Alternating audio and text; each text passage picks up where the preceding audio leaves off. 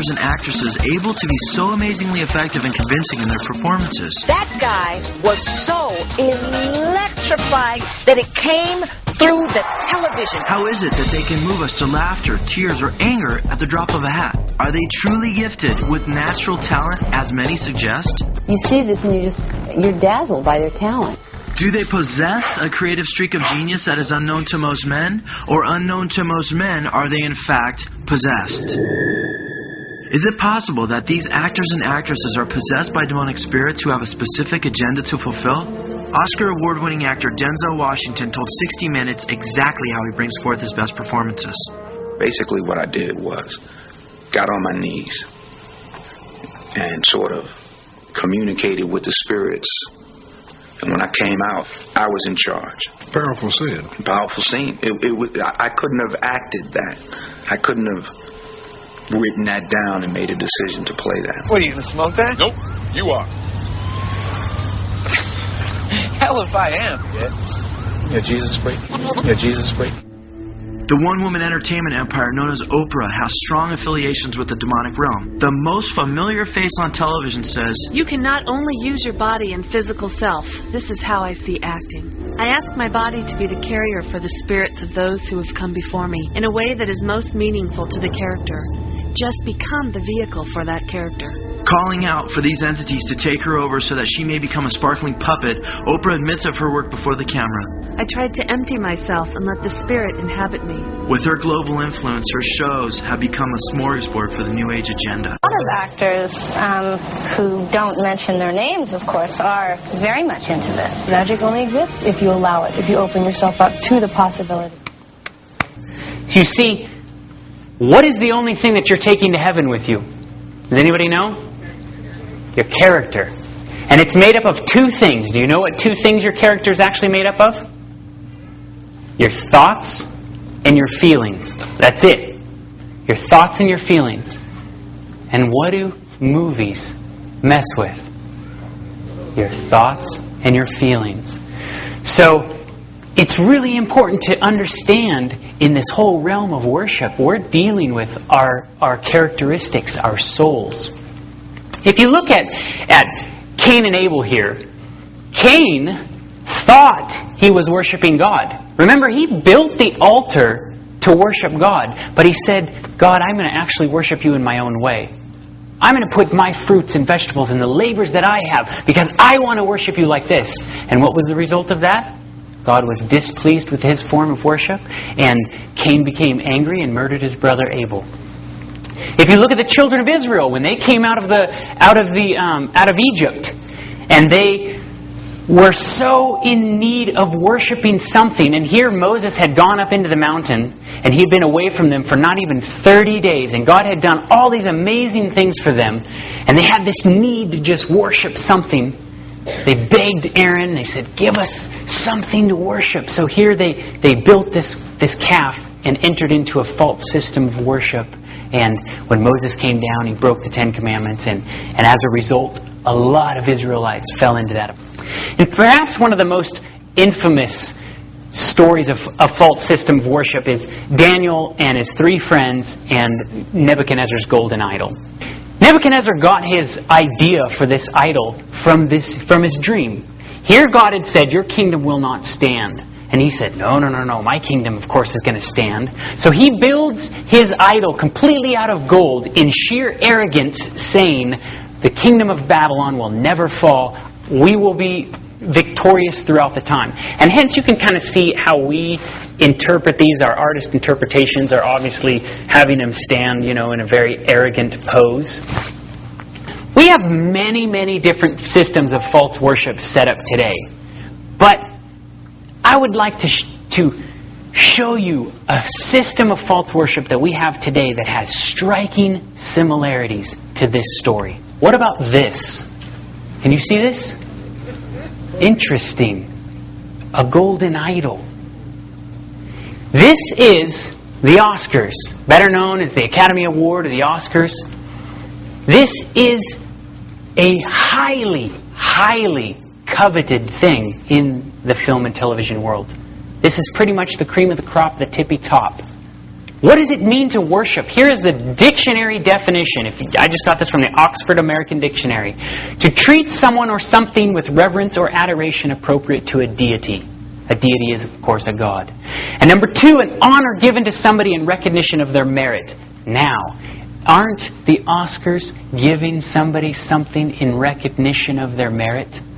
So by just a worldly definition here, this is a worship service. And in fact, they don't even call it just a service. What is it known as? It's known as a ceremony. The Oscar event is typically the second most watched show each year, with almost 40 million people that watch the Academy Awards, and this is in 2007. I'm not too sure if this has even grown. Do you know what the number 1 most watched television show on the face of the planet is? Super Bowl. Do you know what just beat it? Michael Jackson. Just beat the Super Bowl by the most eyes watching on that around the world. Okay, Super Bowl is about 100 million. So this ceremony is a very, very, very highly watched thing in our world, okay? Now, what I'm going to show you here, this little golden idol that they have here, there's many different ceremonies. They have one that honors music and one that honors television. Now I'm going to show you a clip that Jon Stewart and Stephen Colbert will tell you exactly what this golden idol is to them, okay? Stephen Colbert and Jon Stewart.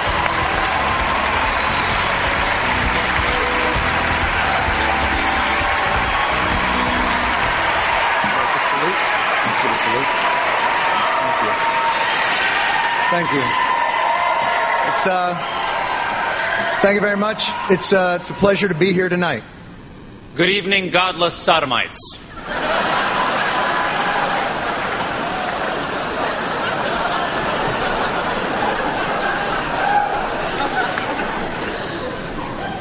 What are you doing? I'm bringing the truth, John. We're in Hollywood, the belly of the beast. You can't just read the prompter? I'm reading the prompter in here. You can read that pablum. Award show banter is not pablum.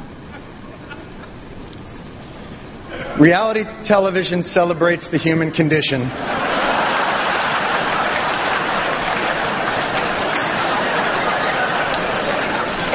By illuminating what's extraordinary in the ordinary person. It warps the minds of our children and weakens the resolve of our allies.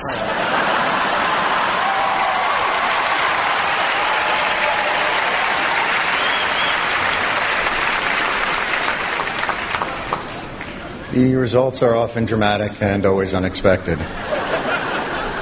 We're here to honor achievement in that category. By giving you a golden idol to worship.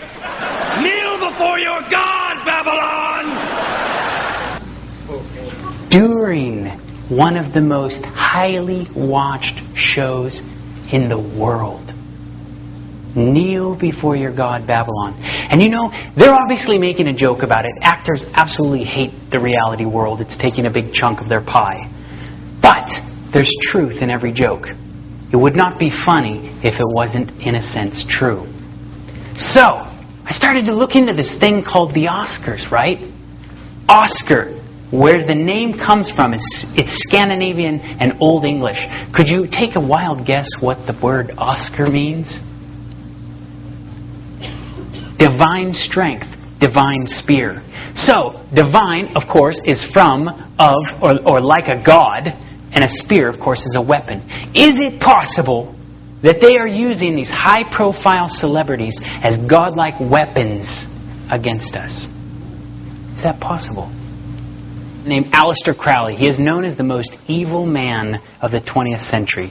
If you peel back the layers of most music and movies, he is hugely influential into writers and actors, and he was highly involved into the occult. He was known as this horrible, satanic priest.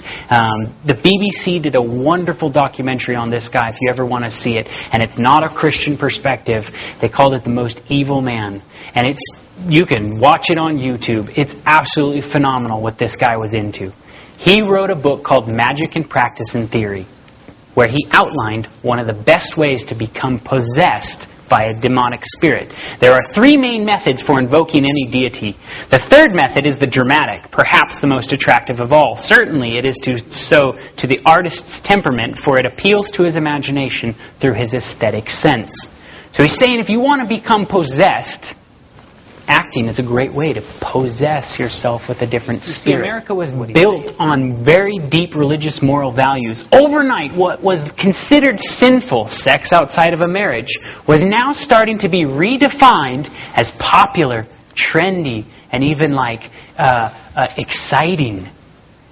Then Mae West hits the scene. And once again, America is still very deep into religious morality. So here's what Mae West has to contribute. 1930s, motion pictures were one of the mainstays of the Great Depression, and attendance to movie theaters skyrocketed. Hello, folks. I was up here at Mr. Ballman's Beautiful Theater to see the grand opening of premiere of my new picture, I'm No Angel. Of course, I didn't call it I'm No Angel for nothing. Don't forget, come up and see me sometime. Movie star Mae West was also known as the Queen of Sex and the Statue of Libido. Her work helped to topple the biblical sexual boundaries that were deeply embedded in the people of the early 20th century. She can have a romance with somebody outside of wedlock. I've got another man in my life. It was pretty raw. I don't know how many that makes. It was pretty raunchy for that era. Well, when I'm good, I'm very good. But when I'm bad, I'm better. No star had greater impact in the long run than Mae West. Mae West was a one-woman sexual revolution. A one-woman sexual revolution was what she got stamped with. This one woman started to completely change the way that Americans were starting to view sex and their relationship between a man and a woman. She was hugely involved into the occult world.